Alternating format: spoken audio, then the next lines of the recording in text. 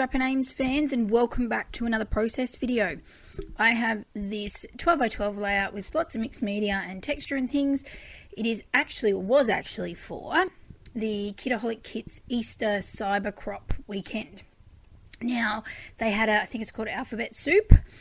So using the 3 letters of my name, which was nice and easy, I had to create a project. So I think, what did I have? Alphas, texture, and I missed what the other one was now. Fussy cutting, that was the other. So pulling out my April kit, which is obviously fitting, being that it's for Kitaholic Kits. I'm just flicking through the papers here, which majority were, or pretty much all of it, was the Coco Vanilla Studio Legendary collection, and I've got these 2 photos here of me with my nephew. Even though we're smiling, it was actually at the wake for my nan who had passed away a few years ago. What, was 2018? Yep, still catching up, but getting there, nearly done. So I had took some snaps with him. I don't get to see him as often as I would love to, but so I take the opportunity to get some selfies when I can. So I've gone with this orangey coloured background, which is unusual for me, but I just thought putting the photos against them, it made the photos really pop out. They're not the best photos. Getting better with my selfie taking skills, but so I just thought this one really got oomph to it. Now, I'm doing I class it as an old school technique because it's one I learnt very early on when I started playing in mixed media, and I've just got a blue gelato and some texture paste, and I really think it's nearly time to get new texture paste. It's so thick. It's really hard to use. Well, yeah, more work. So what I do is smush it all in until I get the right way I want it. And then, as you can see here, I've got this numbered stencil, and if I was clever, I probably could have used alphabet stencil, but I didn't. And I'm just putting it across the page in a kind of planned manner. Lately, when I've been doing texture paste, I don't do the entire stencil, just for a bit of an interest effect, whereas this time I have, basically to really provide a background for my photos. So this is ticking off the first lot of texture. I actually add a couple of elements of texture to this layout. But yeah, this is my first go at it. There it is. And the gelato itself was a blue with a bit of a shimmer to it. I don't think you can really tell that on camera. You might be able to catch it in my close-ups, but it was a really nice blue. I have a whole heap of different blues, and I just went with the light one to tone in with my nephew's outfit and bib. So I am trimming my photos down, getting rid of some of that sort of negative space in the photos, and just to make them fit a little bit better on my page. And I decided to, as you can see here, fuss around and get them the same size. It was just annoying me. I didn't want 2 different sized photos. Can't say I've ever done a project, I guess a challenge, of what's called Alphabet Soup, where you use different letters of, some people got really clever and were using long names and stuff of family members and things. I didn't quite get to that. But yeah, I thought it was kind of cool. Something different, indefinitely. So just to add another element of texture here, I've grabbed a book page just from my collage stash, and am just matting my photos firstly on that, and I do give a bit of a torn edge to it. Again, just another element of interest and another element of texture to my layout, just to make it a little less streamlined, clean. It was a messy layout, is what I was going for.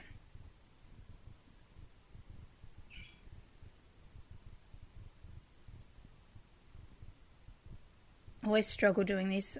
I always contemplate, tell myself I need a metal ruler, but then I always forget. And yeah, it's not something I do. A technique I do very often is rip the edges. I don't know why. I guess maybe some of my layouts are a bit of a... I've always been a sort of clean, simple scrapper. Lots of embellishments and sort of straight edges. So I try and mix it up a little bit. Mix my style up a little bit every now and again. And this was good for that because, again, like I said, it needed to add that texture. And that torn edge gives that bit of roughness. So just going through the printables for this month here. As you can see, I've only I just printed them and then sort of cut them down to fit into my little basket here. I'm getting a kit again. I have it laid out on my desk or next to my desk. So you got the printables, and then there was 2 packs of die cuts in there. So I put those on different little plates I have, and yeah, things like that. So it's a bit more organised-ish. So as you can see, there's a whole heap of printables. Now this is literally just this month's kit. I haven't mixed a kit or anything like that. It is just it's just this stuff, this kit. So going through and fussy cutting, and I thought this was a little bit amusing. I don't know about anyone else. I hate fussy cutting. It is not my favourite thing to be doing. But I did it. I always worry. I think my thing with fussy cutting is I'm impatient, but I can't cut straight. So, like, I'm not that clean edge line cutter. So anyone else who is like that still does their fussy cutting, but, doesn't have the perfect edge, because I look at mine and I think, oh, and then I cut a bit more and then it looks really wonky, and yeah, it drives me bonkers.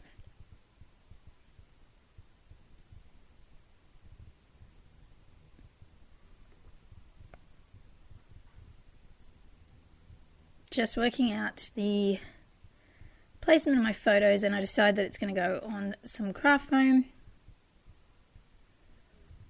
just for a bit of dimension as well. Also like to add this layer of craft foam and lift my photos up so I can layer in around underneath them, so I can pop little embellishments and things. Sometimes it gives me that flexibility. I don't always pre-plan my layout, very rarely. So I just kind of stick things down, and then I'm like, oh crap, I wish I'd not done that so I could put this here, but yeah. And I did a heap of fussy cutting, so you can kind of see all the flowers and things there to my left, and at the top I cut out the little banner piece. I think pretty much everything I fussy cut, and I add a little bit more too at the end of the fussy cutting pieces from the printables.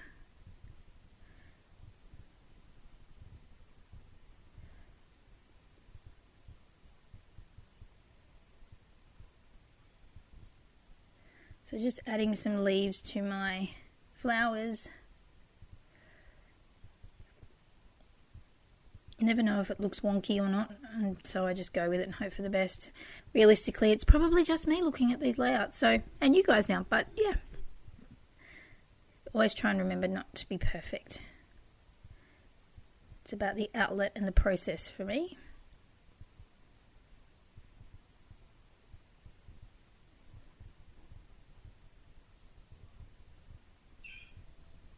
Some more fussy cutting, some leaves.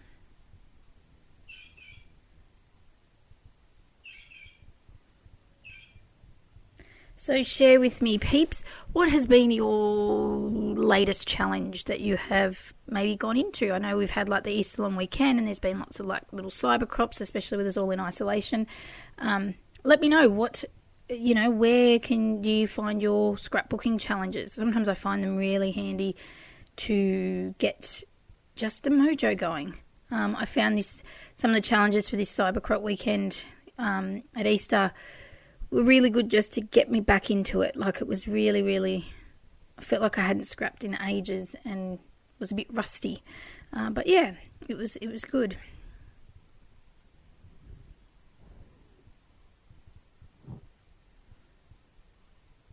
So I'm just adding in little clusters, and just little bits and pieces here and there. The texture paste really adds quite a lot to the page, I realised. It's obviously quite bulky, and I think because it's in a square pattern, so it's quite blocky. I wanted to make sure that I was embellished without going, cray-cray with it.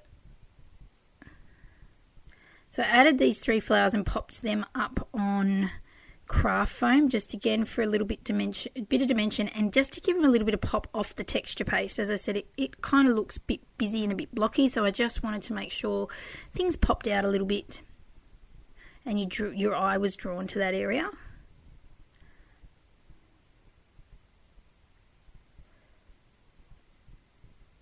Oh, this glue. So this is new glue that I brought recently from a craft shop here, and I hate it.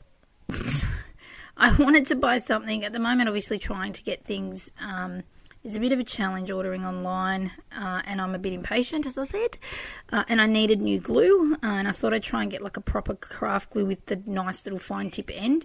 Oh, this is driving me nuts, this glue. It just takes forever to run to the nib, and it's the nozzle bit, and I like my glue, I like to get it done and just glue it down. I mean, it's good for adhering wise, like it's quite sticky, but yeah, it just drives me bonkers.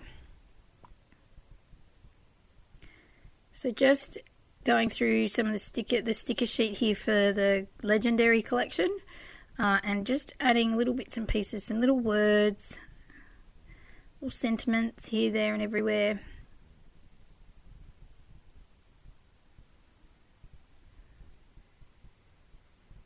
I love little word stickers. I think they just add something subtle. I think they add, like, thoughts and what I don't know why you documented that memory, I guess, at that point in time. Like,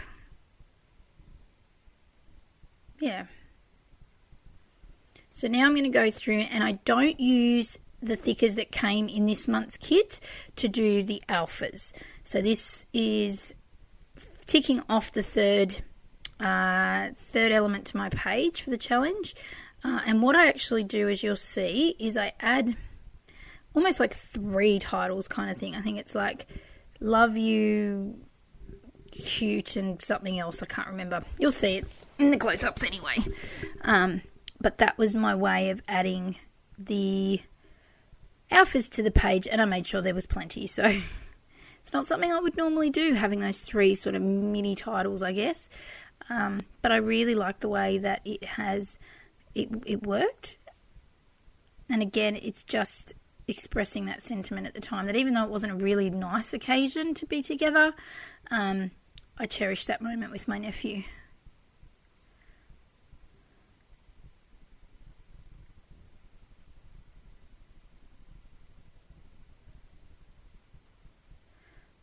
So just, I think, do I add any more? Can't remember now. I went to add that triangle and the orange just didn't sit. It was not quite right. Excuse me. Fussy cutting some more bits and pieces. Oh, some little, I think it's a label, just to, jot the date down on.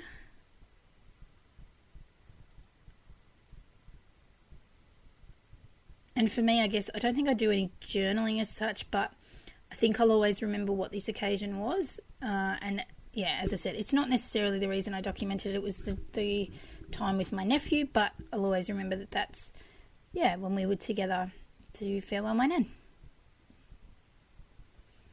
So just making sure everything's stuck down, and I think I'm complete. Yes, I think I am. So dingly hands. I am just going to show you now some close-ups, some moving close-ups, and then there'll be some still photos at the end. Oh, my jumper in the way. Thank you so much again for watching and tuning in. There we go. 1, 2, 3, all done. Thank you so much for stopping by and checking out my video. Don't forget to like and subscribe if you like what you're seeing. I'm trying to post videos a bit more regularly. I should have a few more during the week for you, probably Wednesday, maybe over the weekend. So keep tuned for that. But stay safe, stay well, and I will see you soon. Bye.